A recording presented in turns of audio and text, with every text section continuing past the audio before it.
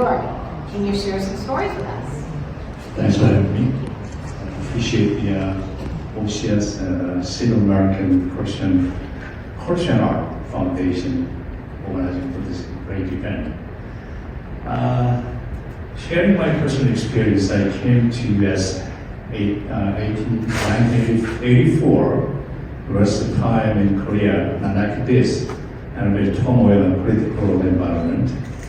I started social work at the college and started my practice in the pro-urban development area. At that time, the development and political the party get together. There are very limited spaces for us as social workers to work with. And it's such a hard time at that time. I decided to go to America, and I wish to continue my profession in social services. And looking around our community, and there is non-professional social service existed. So I kind of challenged myself as social worker. I have to do something for the community. I had a goal with these three objectives. First, I have to develop programs and services to meet individual and social needs of the immigrant community. And second, I need some facility, at least 1,000 people get together at once. So that way we can be together, providing services, and then communicate, interact with the neighboring community members too. And number three was to educate the second generation. The second generation in our community, but actually first generation in America, but we call second generation in our community. That means the younger generation. I am immigrant generation, but myself identify first generation. That is a different concept. I thought I could accomplish them in 10 years, but it took 30 years because there is a solid basis. I have to buy a small land and I sell it to another building and I sell it out to the bigger building that I aim to 1,000 people accommodate. And at the time, I feel I've accomplished three things. I thought it's time to stay away from them and delegate all operation to the younger generation.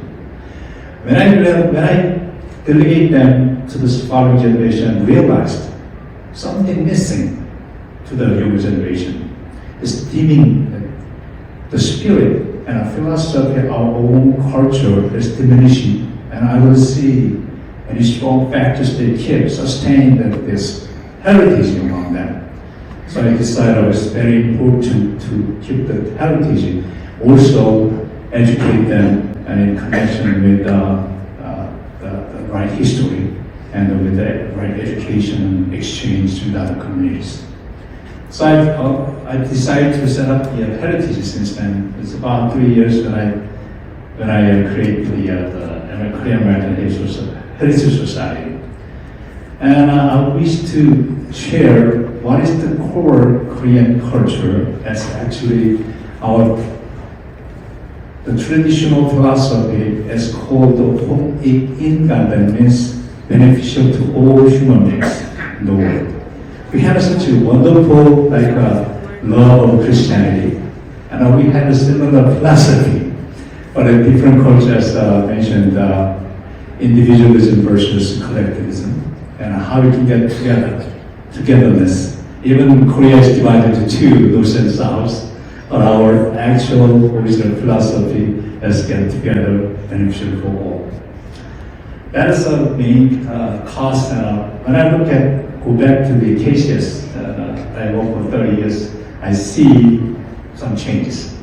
The younger generation, they operate very well, better than I did, but there is no clear heritage backing up the organization, so I have to work hard on this.